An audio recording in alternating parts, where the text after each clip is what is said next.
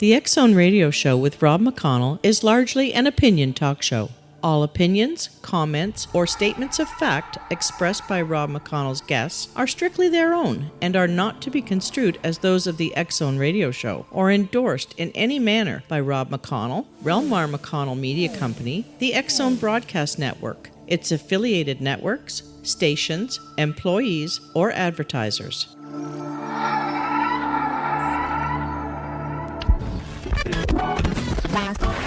All Hit Radio.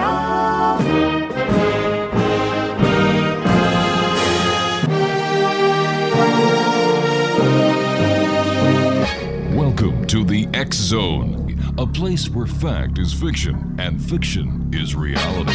Now, here's your host, Rob McConnell.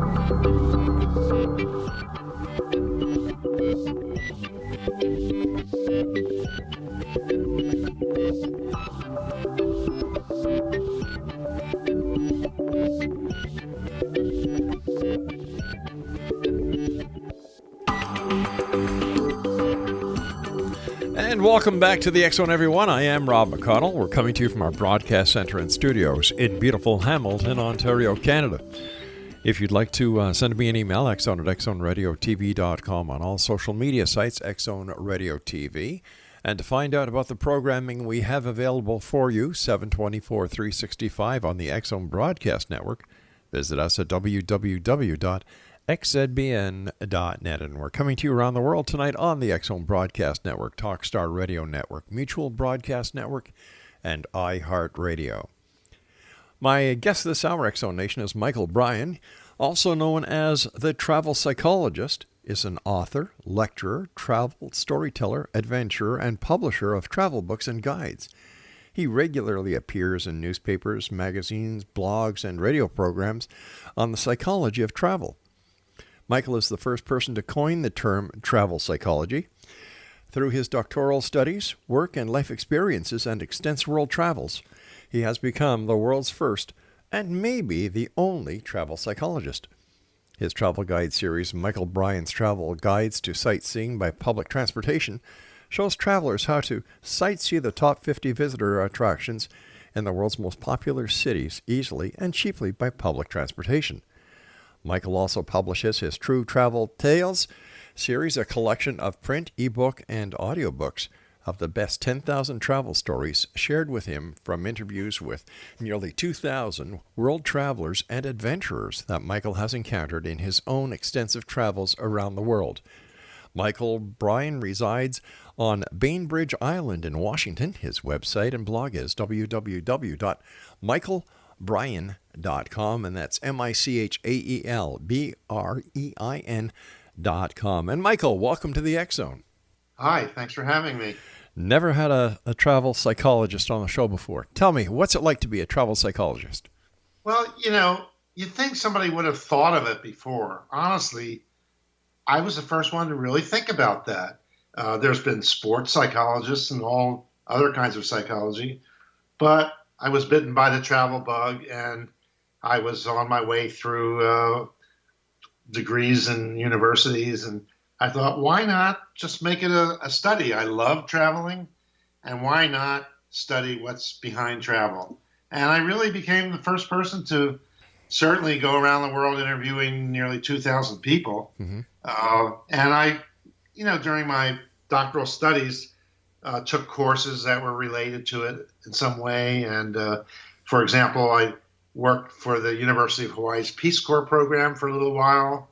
I took all kinds of different courses, different language courses, and I got my PhD in social psychology at the University of Hawaii. So it was a great place to go to school and a great cultural mix of people from everywhere. So that's how I kind of launched my career in travel psychology. What's your where's your favorite part of the world? And can you share a story with us about that part of the world? I can. Some of the best stories are the ones that you think maybe you're never going to make it out of there alive. Really? My favorite part of the world was Zimbabwe, formerly known as Northern Rhodesia. And I was at a wilderness camp, tented camp, and there was wildlife all over the place. And one day I thought, well, I'll go canoeing. And there was a guide, several canoes, and I had a British journalist sitting in the back of my canoe, and he knew less than I did. And all of a sudden, we find ourselves drifting closer and closer to hippos. Oh boy! And if you may not know it, hippos are probably the most dangerous animal to human beings on their turf in Africa. And so we're drifting closer and closer and closer. And we were kind of the class clowns in the beginning. We'd turn around in a circle. We wouldn't know what we were doing. And the Brit journalist knew less than I did about canoeing. And finally, the guide, about a mile down the way with two other canoes along with him, said, "Put your oars in the water on the left and paddle, paddle, paddle." And gosh, we just drifted out of there ever so slowly. There's been people, including river guides, killed by hippos. I mean, it was not just an innocent thing going canoeing on the Zambezi River. And just drifting along once away from those hippos with elephants and Cape buffalo on the riverbanks chewing the grass. And I never felt more alive in my life. It was so exhilarating. And so guess what? It becomes a memorable event, doesn't it? It Even sure if does. It was scary. It sure. That's my favorite. Tell me about your book or your series that you published, True Travel Tales. Thank you. So having collected all these stories from all these people, I'm estimating I have somewhere between 5,000 and 10,000 accounts of all different kinds, maybe in 100 to 200 different categories. And of course, African wildlife, wilderness, close calls, pickpocketing. I decided I want to do something with this series. And I thought, well, it'd be interesting to talk about the psychology of travel as revealed through people's experiences. And so some of them fall into different sorts of categories. Among those categories, my latest book is on this.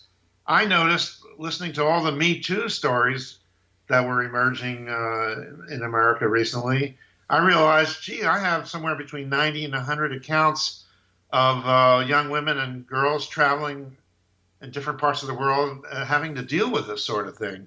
So I decided maybe the most important book to bring out as soon as I could is called this, Travel Tales, Women Alone, the Me Too of Travel. And I tried to understand as much as possible what happened to these women, how they prevailed in a lot of instances, and some of them didn't do so well. And I thought I'd be doing a really good service by gathering these stories together. And similarly, I have a subset of stories that were about the paranormal kinds of events that happen to people, and right? Some UFO stories. And that's how I got together with Rosemary Ellen Guiley, and we did a 2-book series that we just brought out. One is, the title of the series is called The Road to Strange, and the first one is Travel Tales of the Paranormal and Beyond, and the second one is the Road to Strange, UFOs, Aliens, and High Strangeness. And again, most of these were based on my interviews with people in my world travels.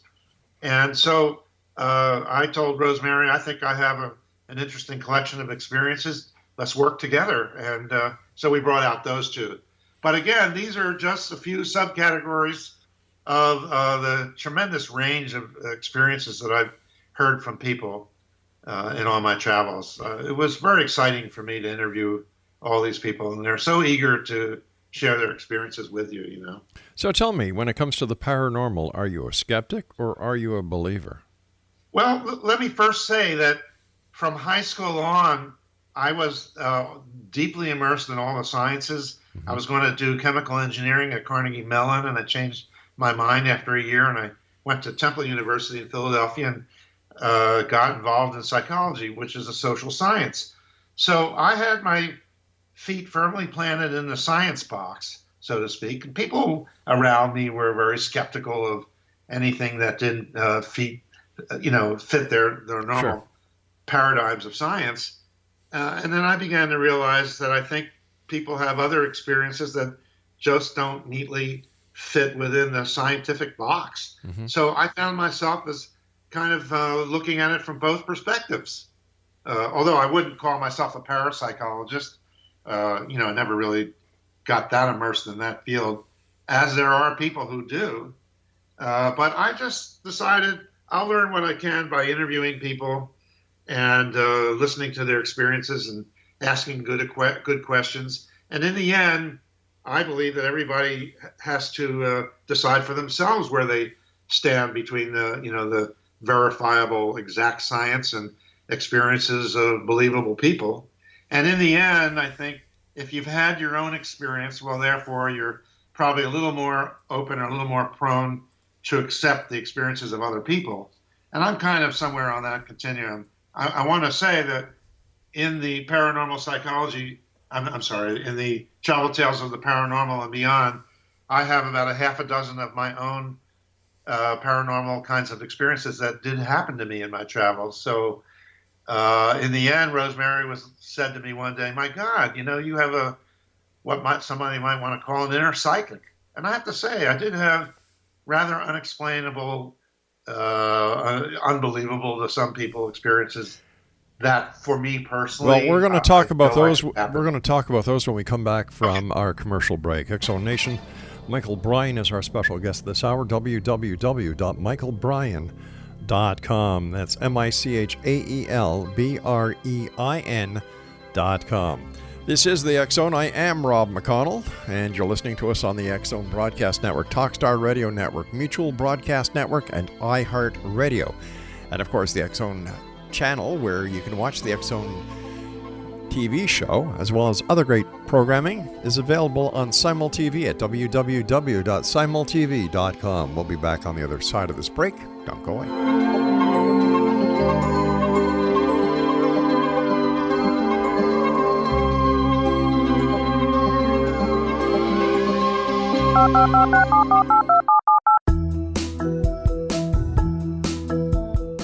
Did you know that when you're on the road with limited data or Wi-Fi, you can still listen to the X-Zone radio show with Rob McConnell, The Science of Magic with Gwilda Wiyaka, X-1, Dimension X, Space Patrol, and every minute of the X-Zone broadcast network by calling 213-401-0080, courtesy of Audio Now. No smartphone, app, or internet needed. It saves your data plan, and it's free if you have unlimited minutes. Call 213-401-0080 to listen on any phone, anytime, anywhere. Remember, 213-401-0080 for the best of the paranormal, parapsychology, and sci-fi radio programming anywhere, 24/7, 365.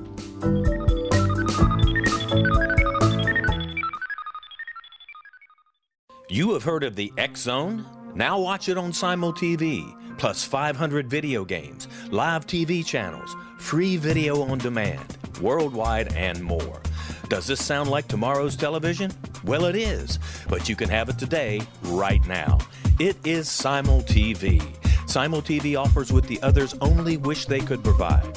15 exclusive channels like X-Zone, sci-fi, and horror. We are worldwide. No other provider offers that. 500 built-in video games. No need to have an extra expensive system. We have them included. Free video on demand. Live streaming events from around the world. Interactive online network, and much more. Tomorrow's TV today. SimulTV. Sound too good to be true? Well, it's not. You can have SimulTV today. Sign up at simultv.com. Do it today.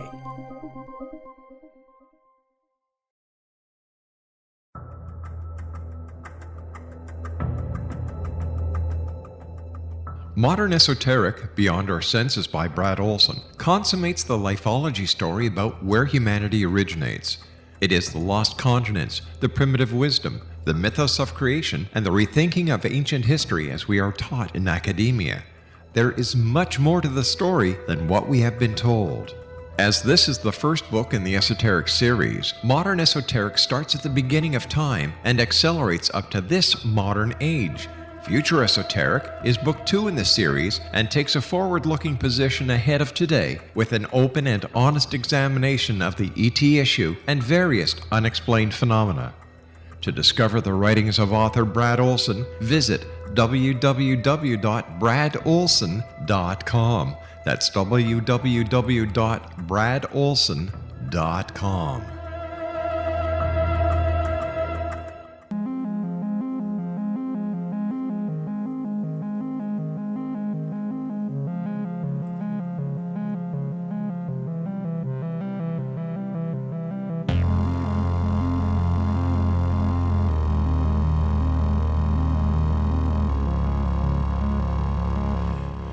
Welcome back, everyone. Michael Brein is our special guest this hour, www.michaelbrein.com. Your recent book with books with Rosemary Ellen Guiley have as a part of their titles, The Road to Strange, and there's the Travel Tales of the Paranormal, and the other one is UFOs, Aliens, and High Strangeness. Let's talk about the first book, Travel Tales of the Paranormal, and some of the paranormal events that you yourself had while taking these travels as the travel psychologist. Yeah, sure. Let me share with you one of the more extraordinary things that happened to me. I've had in my lifetime, I think, a lot of what you might call synchronicities or coincidences. You know, seeing somebody unexpectedly pop up in a totally two different places. That's something, you know, and we all pay attention to that. But what happens when it's so intertwined?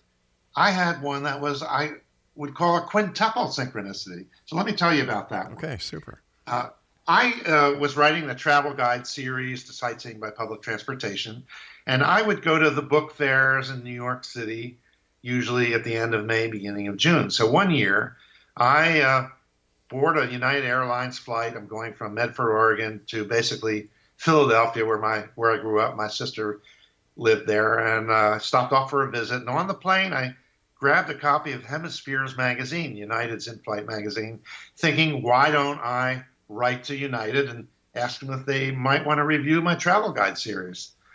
So I just tucked it in my attaché. This is my sister. Now I got on a train to go up to the book fair in New York City.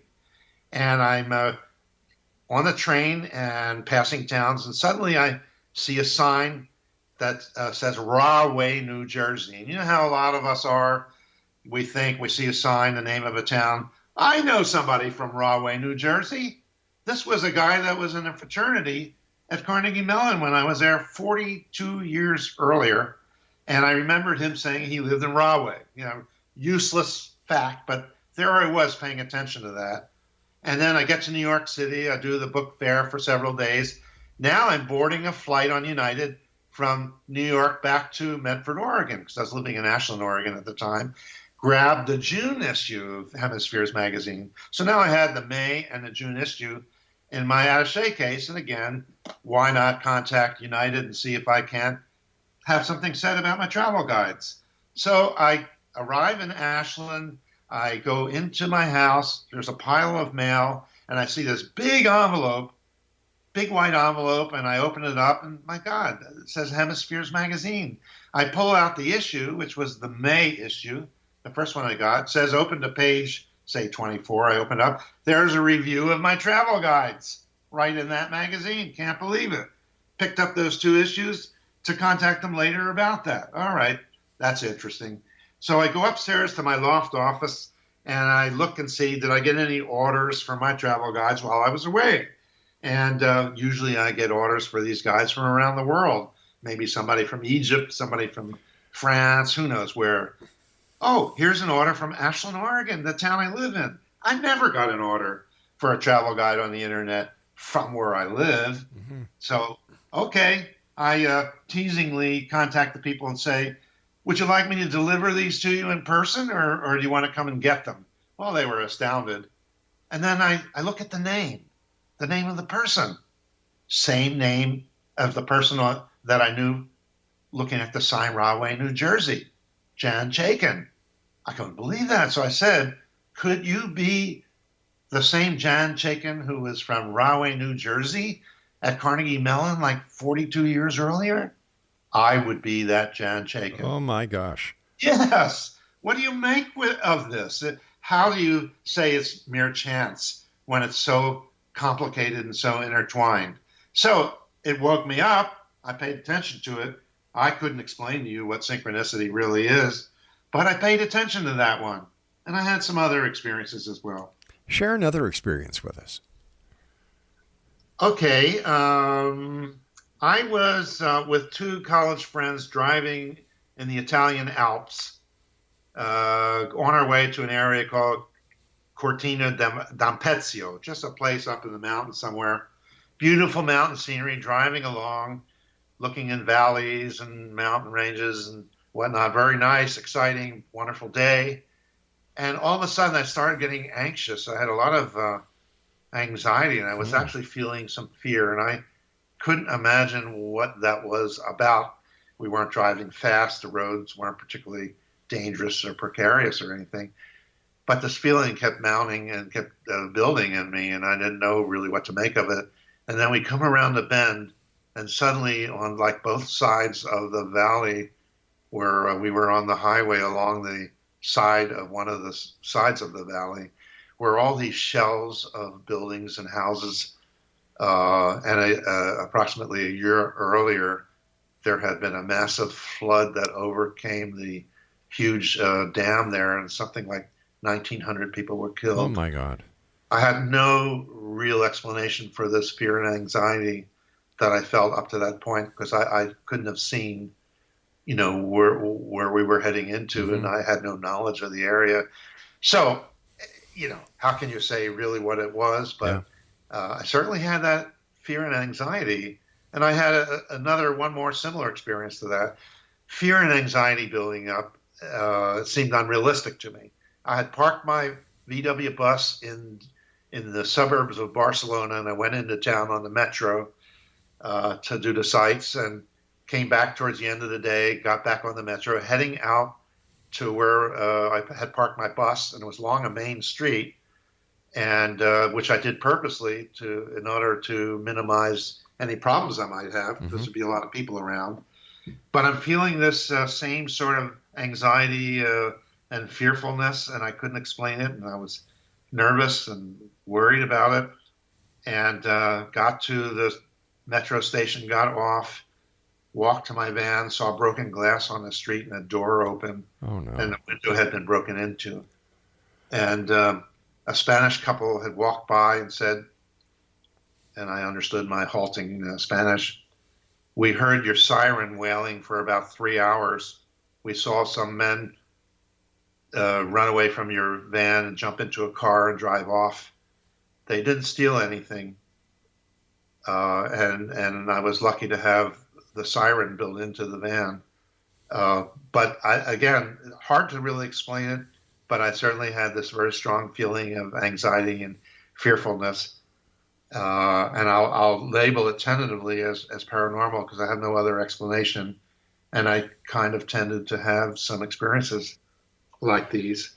So I'm open to explanations, Sure. Of course, but these are feelings that I've been left with. And somehow, and I think other people have kind of verified this with me as well, is when people have these strange experiences that are very atypical of their normal life's experiences, they kind of sense that something's a little different, something's a little untoward, something's a little unusual, and they have some of these experiences at which they don't understand. Part of the reason they share them with me is because they're hoping that somebody else might have some insight, to help them figure out what happened to them.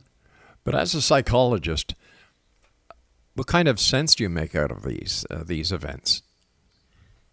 Again, if I'll step out of the science box a little bit, the sense I make of it is the longer I live and the more I hear what the physicists are coming up with these days, now they're speculating that the universe is made up of some kind of consciousness. It's not simply a materialistic universe. Of course, it's hard to prove any of this, but it suggests to me, from my life's experiences and interviewing many people and attending many conferences and just spending a lot of time on some of these subjects, that the world, the universe, is broader than we understand at the moment. And some of these experiences that we have are probably pointing to some part of the universe, the realm, that we don't quite understand now. And why would we know it all in 1,000,000 years from now, 1,000,000,000 years from now, more, as we evolve and move on, maybe we'll understand a lot more than we do right now with today's 21st century science. We're not in the Stone Age, but Right. Gosh, we're not as far along as we will be in 1,000,000 years from now. Talking to all the people that you had the opportunity of speaking to, Michael, is there Is there a common thread between the people who have had these experiences and the people who haven't had the experiences? That's a really good question. And, I can't give you a definitive answer to it, but I'll say this, that I've noticed among travelers as a group, they tend to be more open and more eager for novelty and new experiences. They're looking to have new experiences, to grow personally, to experience things that they haven't before, maybe to self-actualize a little bit more. So being open to new experiences might predispose them a bit more to some of the unusual, some of the strange that might come from the road of travel. And that's kind of how Rosemary and I settled on that name. The road to strange elicits, I think, in some people, the thought that, there are things that happen that aren't really that explainable and they can happen. All right, my friend, we've got to take our news break. Please stand by. Exonation Michael Brein is our special guest. His website, www.michaelbrein.com. That's www.michaelbrein.com. And Michael and I will be back on the other side of this break of the news as we continue here in the X Zone from our broadcast center in Hamilton, Ontario, Canada. Don't go away.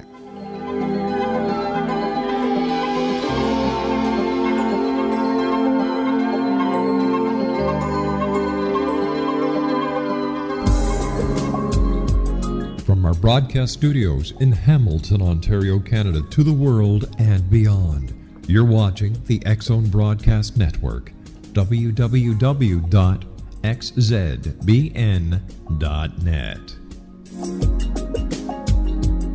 AVS Media Demo.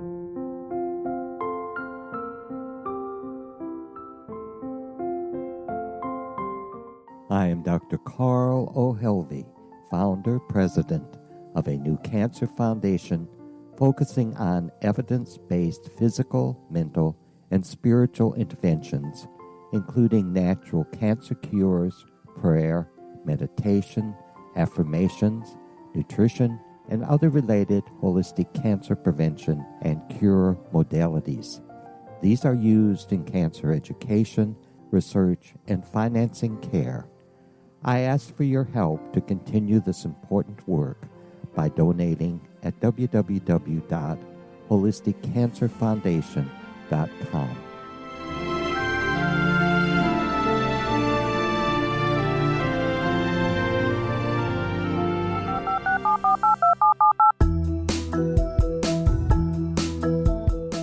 Did you know that when you're on the road with limited data or Wi-Fi, you can still listen to the X Zone radio show with Rob McConnell, The Science of Magic with Gwilda Wiyaka, X-1, Dimension X, Space Patrol, and every minute of the X Zone Broadcast Network by calling 213-401-0080, courtesy of Audio Now. No smartphone, app, or internet needed. It saves your data plan and it's free if you have unlimited minutes.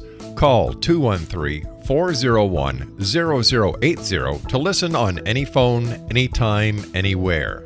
Remember 213-401-0080 for the best of the paranormal, parapsychology, and sci-fi radio programming anywhere, 24/7, 365.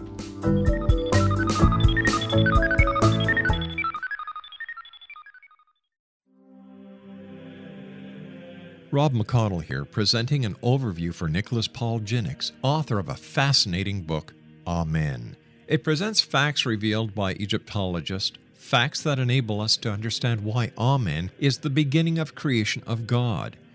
It provides recommendations for religious leaders of the major religions to unify their beliefs and teach the Word of God. Love one another. Amen informs people how mankind conceived God. It was the Egyptians that developed the concepts of a soul, a hereafter, and Son of God. And finally, after the worship of many gods, they conceived the belief in one universal God, the maker of all there is. For more information, visit www.futureofgodamen.com. That's www.futureofgodamen.com.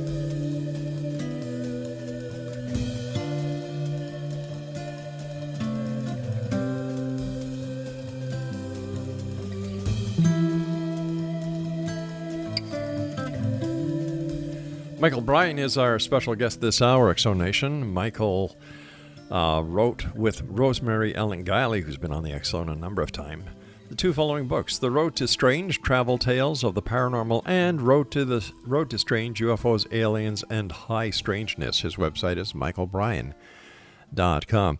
Michael, with all the people that you've spoken to, are there a couple of stories that they told you about their encounters or their experiences that just made you shiver, just made you remember them out of the thousands of people that you talked to? I'm sure, yeah. There's quite a few. I'll give you a funny one. Okay. And I don't know what to make of this, honestly, but I was approached by this young man who had a shirt on that was like Bela Lugosi. He was obviously into that kind of thing, vampires and whatnot. And he said that he took his girlfriend to Transylvania for one Halloween and stayed in the Hotel Transylvania, where all the supposed things happen on Halloween. Who knows, But it was funny because he said he felt that both he and his girlfriend had some sort of experience that night. They didn't know quite what to make of it. Didn't remember any details and all. And I looked at him, and he had a little tattoo of Bela Lugosi on his arm, and I thought, my God, maybe it's his life's mission to go to Transylvania on Halloween. You don't know quite what to make of something like that. Part of you says, oh, I can't really believe it. But, I mean, he was so sincere in talking about it. I thought, wow, my goodness, maybe this is a strange kind of calling that he had. I've had other stories. This one happened to a friend of mine, was interesting. And he was in Mexico looking at ruins, and there with a Mexican guide and a few other Americans there on that day. And suddenly the Mexican tour guide pulled his gun, shot, and killed a deadly fer-de-lance snake that was not too far from the group. No, it was very poisonous. And he said, that's a devil snake. Don't go near it. Don't touch it. But one of the group wanted the snake skin, to do something with it. So my friend Dave, who related the story to me, proceeded to skin the snake and give the guy, he was a hunter, and so he wasn't afraid of doing stuff like this. So he gave the snake skin to this other person on the tour, and the tour guide was just beside himself, saying, you should not touch that snake. It's a devil snake. It's dangerous. And so Dave forgot all about it. And a couple of years later, he, in Seattle, doing a training of practice done by Hawaiians called huna. I don't know much about it. I can't really describe it to you. But they go through various exercises. And one of the so-called exercises was to kind of eliminate and cut connections for some reason, some connections from your past. And so they're all doing this exercise, and the assistant to the huna practitioner, a Hawaiian lady who was known for these things, came by Dave and looked at him and said, don't forget to cut the cord, your connection with the snake that's wrapped up on your arm. Oh, wow. Yeah, I mean, there's no way he could have known anything about Dave's experience. So that was interesting, It gives me a sense that something very bizarre, something very strange might have happened here.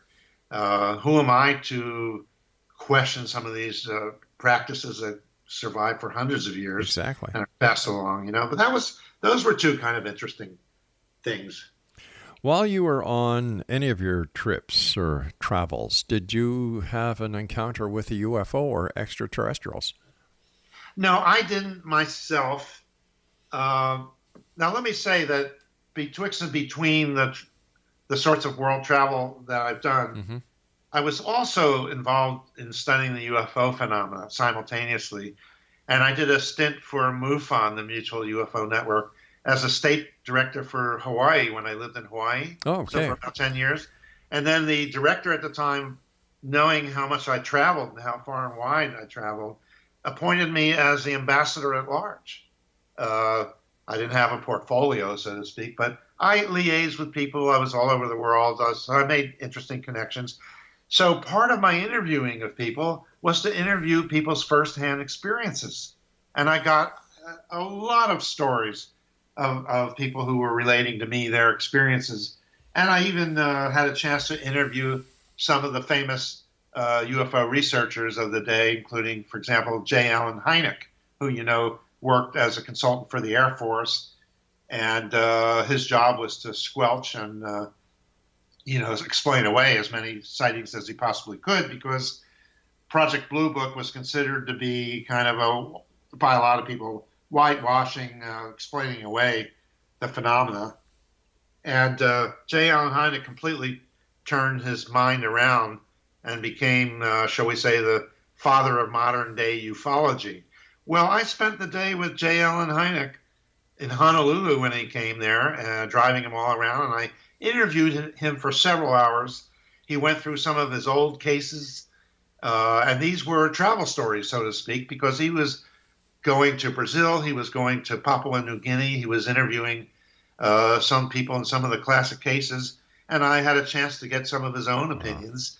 I interviewed Jesse Marcel Jr., the son of the base intelligence officer at Roswell, who claims that his dad brought home in the middle of the morning debris from something that crashed outside Roswell, and for the rest of his father's life and Jesse Marcel Jr.'s life, they believe that they handled stuff that might not have been of this world. So, to make a long story short, I've gone all over the world. I've interviewed quite a few people on their UFO stories, and I added to this collection from which Rosemary and I drew personal accounts of things that have UFO experiences that people have had. And some of them were pretty profound experiences that people told me. And lo and behold, some of them wound up in the UFO book that Rosemary and I were writing together. What was the most profound UFO sighting story that you have? Well, I want to say that several people related stories of, according to them, huge craft flying overhead their houses, on their properties, doing things out there. Here's an interesting one. One woman claimed she was getting messages from aliens, and of course her husband and children were a little bit dubious, but she would go outside their home and listen to her radio and get these messages. And she was told to go to Borrego Springs, which was not that far from where she lived, and they would want to meet with her and maybe take her away on an excursion. And she said, well, will you bring me back? And they said, of course, yes, we'll bring you back. Anyway, so they go to Borrego Springs as if on cue to maybe the family was humoring her, or maybe they believed her a little bit. But they were there. They were going to go on this excursion. The father even got to the point, the husband saying, well, if you were to go and disappear, what am I going to do with the children? You're going to leave me here to raise them all by myself? Just leave us? She says, no. And she began to have second feelings. Anyway, they get to Borrego Springs. She goes into this little convenience store there, and she goes up to the clerk, and she kind of sweetly naively asks, where are the UFOs seen around here? And the guy said, lady, nobody sees UFOs here. That doesn't happen.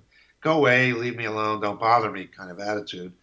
And she leaves, and she asks the ranger station, same thing, do anybody spot UFOs, and gets the same ridicule and goes out. And then that night, she feels like she needs to do something and go somewhere to have this contact. But she has second thoughts, and she conveys to them, no, I can't do this. I'm not going to do this.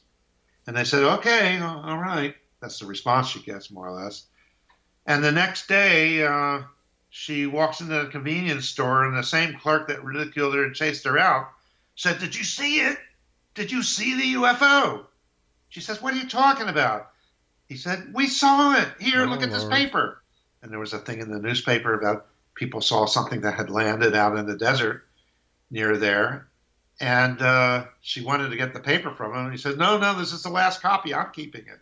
So what do you do with that? It's just an interesting experience. It sure is. Quite unusual, but I'll give you another quick one. You have time for another quick story? Well, we've got about a minute before our next break. Let's hold that off. Yeah, let's hold that off. But Michael, I want to thank you so much for joining us. This is very interesting, and please give my very best to Rosemary the next time you're talking to her. She's remembered very fondly here on this show. Great, I will do that. Exonation, Michael Brein is our special guest. He, along with Rosemary Ellen Guiley, are the authors of The Road to Strange. Well, The Road to Strange Travel Tales of the Paranormal and The Road to Strange, UFOs, Aliens, and High Strangeness. Michael's website is www.michaelbryan.com, and Michael and I will be back as we wrap up this hour here in the X Zone from our broadcast center in Hamilton, Ontario, Canada. Don't forget, if you'd like to get or read online and download the current edition of the X Chronicles newspaper, www.xchroniclesnewspaper.com. I'm Rob McConnell. Don't go away.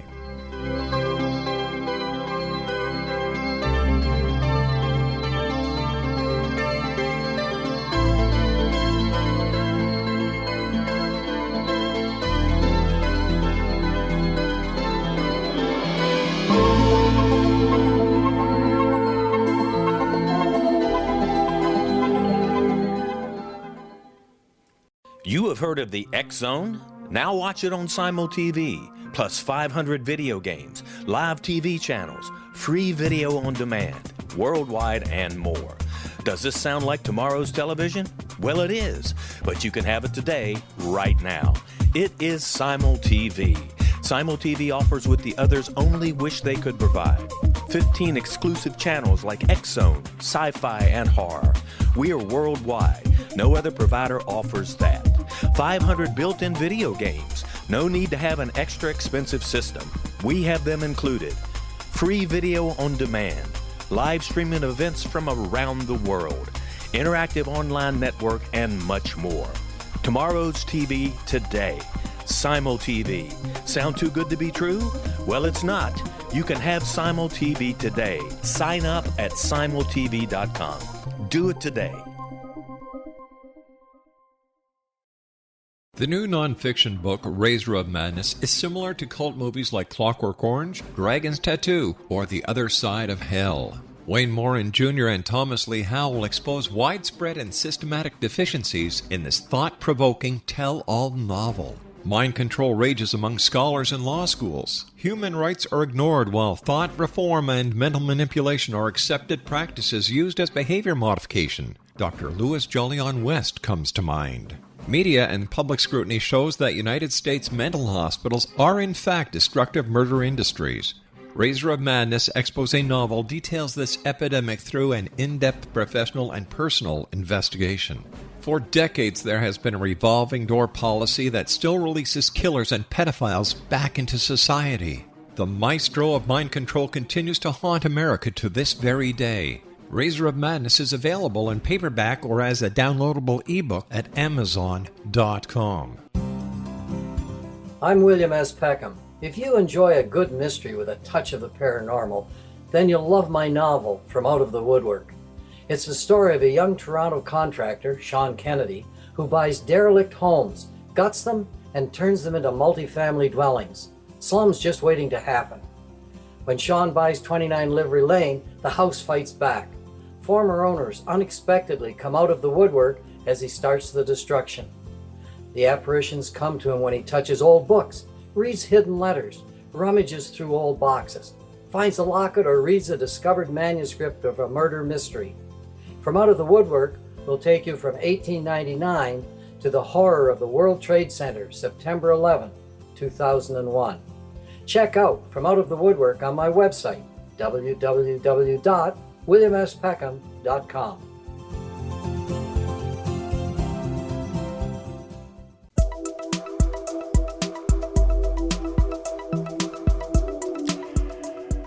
Bit of a cliffhanger here, Exonation. Our guest this hour is Michael Brein. He, along with Rosemary Guiley, have written two interesting books. First one is The Road to Strange, Travel Tales of the Paranormal, and the second one, The Road to Strange, UFOs, Aliens, and High Strangeness. And Michael is known as the Travel Psychologist. His website is www.michaelbrein.com. All right, Michael, before we go into the break, you were going to tell us another interesting tale, but we ran out of time. And all right, my friend, please give it to us. Yeah. Angelica was a lady who shared several really good stories with me of her travels. And then she told me about her experience living in a mountainous area of California, in a remote area, tending to pets and children in the area, so on and so forth. And she began to have, actually over a few years, began to see lights in the sky that seemed to be, at first, to behave erratically, and she didn't know quite what to make of it. But finally, towards the end of the story, they were coming closer and closer. The people in the nearby town said, Angelica, you've got to leave that remote area, see a psychiatrist. I mean, you really have to get out and away and change your place of where you're living. And she says, no, nobody wants to believe me. And finally, towards the end of the story, one night, these lights are like right there, real bright and all that. And her daughter in another part of the house said, Mom, what's this? This is scaring me. What is all this? And Angelica finally says, well, I've got confirmation finally.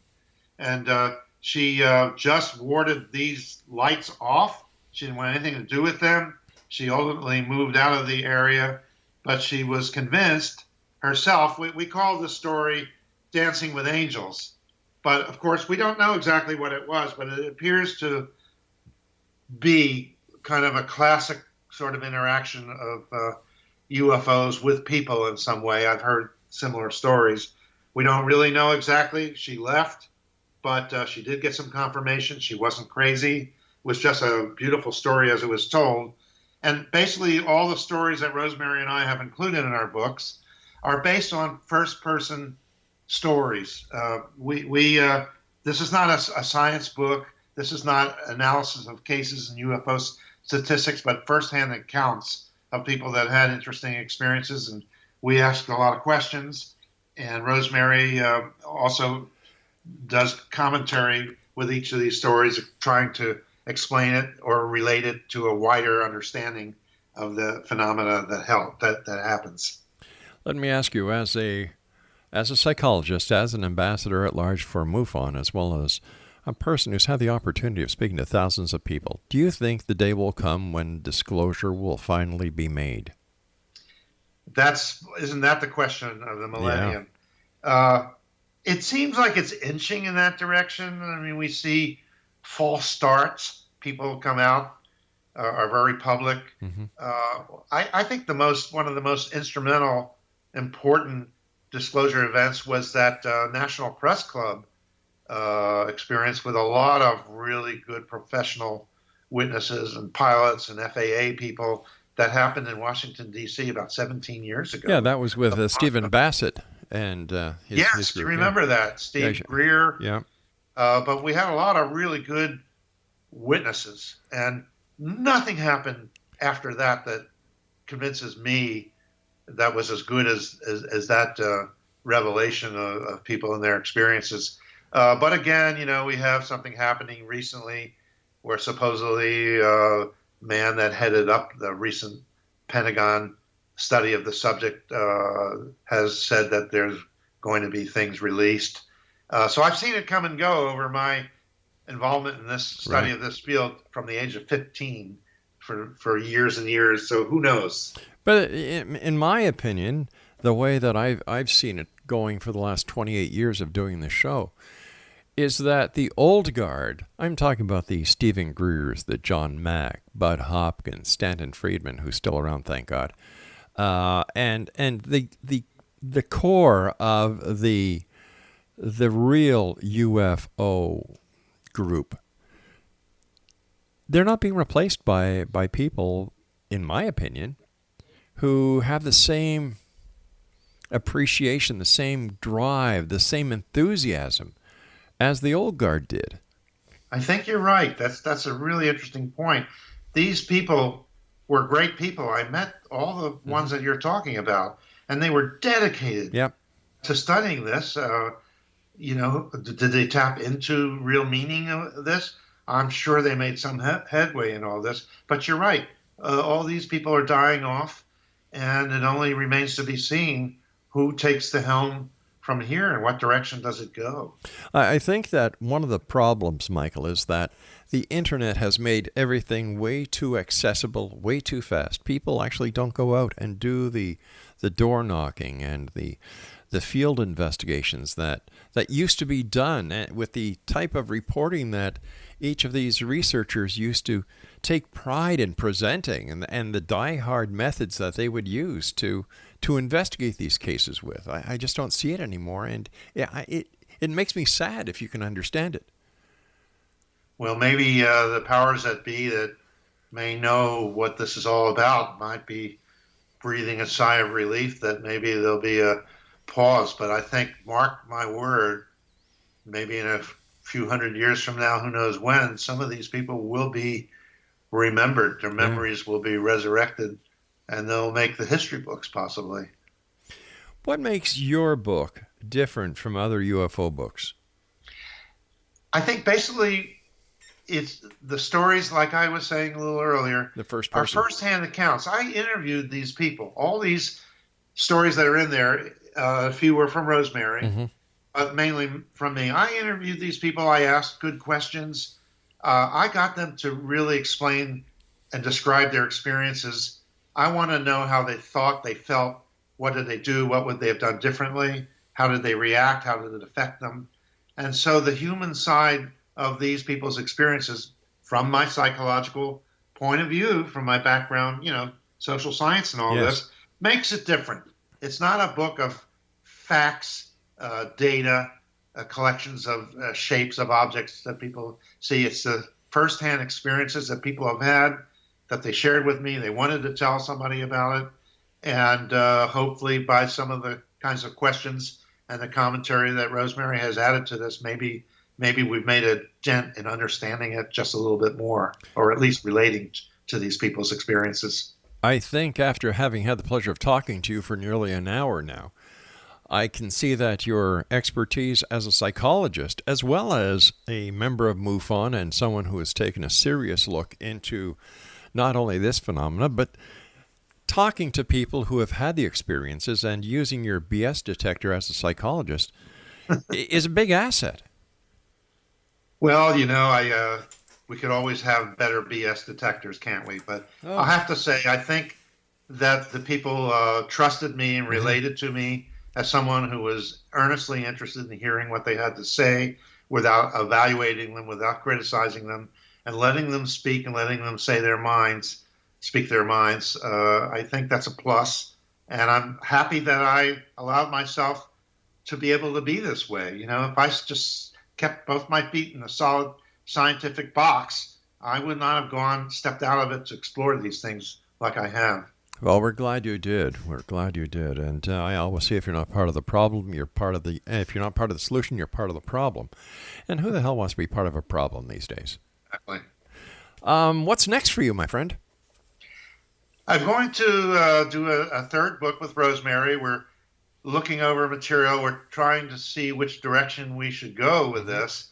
We love the Road to Strange caption for the book. So we're going to explore some other strange phenomena that we didn't spend that much time with in the first two books. And then I'm going to move on to my huge collection of travel stories and try to see, I did this one on women's safety and security. I like that. The Me travel, and I'm going to look at doing a book on pickpocketing, close calls, great escapes, things that are really helpful and useful to people. Excellent. I've got about 2 minutes left. I want to ask you briefly about the book you wrote about riding the public transit systems as to travel. That was a first. I decided, and I figured out that in all these great popular tourist cities like Paris and London and Honolulu even, I figured out that you could see the top 50 visitor attractions very easily using the mass transit system. And funny, I did one for LA, just a digital one. People said, oh, you can't get around LA on public transportation. But I showed that you can get to the top 50 visitor attractions in LA by their light rail system. They do have a subway line, and some of the express buses. You could get right to Disneyland. You could go to all these places, and it's a fantastic system. And I believe I proved these people wrong. You can get around LA. You just have to allow some time to do it. And my London and Paris ones are still very popular.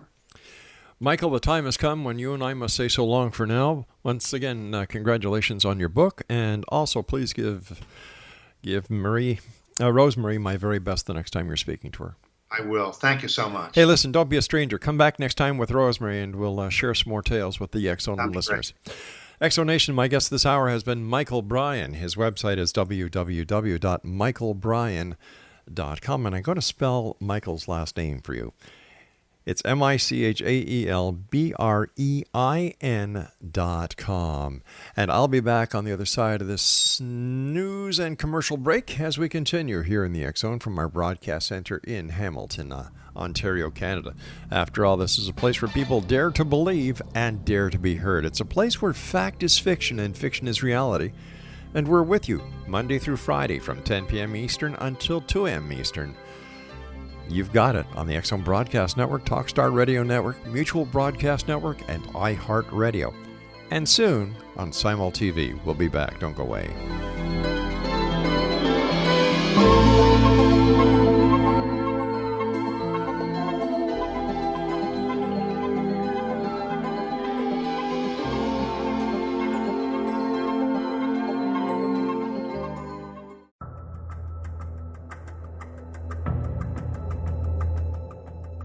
Modern Esoteric, Beyond Our Senses by Brad Olson, consummates the lifology story about where humanity originates. It is the lost continents, the primitive wisdom, the mythos of creation, and the rethinking of ancient history as we are taught in academia. There is much more to the story than what we have been told. As this is the first book in the Esoteric series, Modern Esoteric starts at the beginning of time and accelerates up to this modern age. Future Esoteric is book 2 in the series and takes a forward-looking position ahead of today with an open and honest examination of the ET issue and various unexplained phenomena. To discover the writings of author Brad Olson, visit www.bradolson.com. That's www.bradolson.com.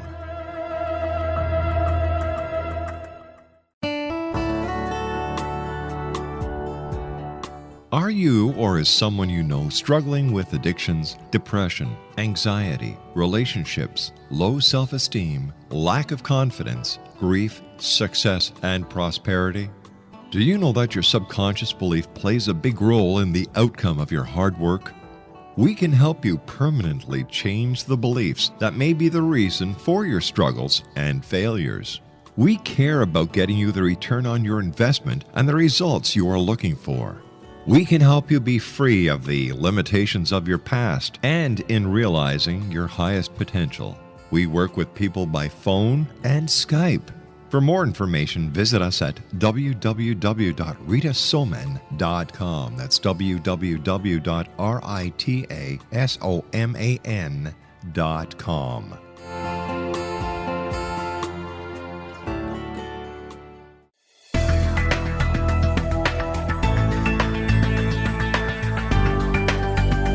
Do you think you have energy problems in your home? Do you feel better when you're away than when you're home? Joey Korn is a global leader in the world of dowsing who specializes in personal energy clearing and space clearing. He can help you create an ideal energy environment in your home no matter where you live in the world. Learn about his remote spiritual house cleaning services and much more at www.dowsers.com. You can get Joey's book, Dowsing, A Path to Enlightenment, as well as other dowsing books and tools, Kabbalah books, and Walter Russell books. Joey's work is really amazing. Go to dowsers.com right now. That's DOWSERS.com or call 1-877-DOWSING. That's 1-877-369-7464.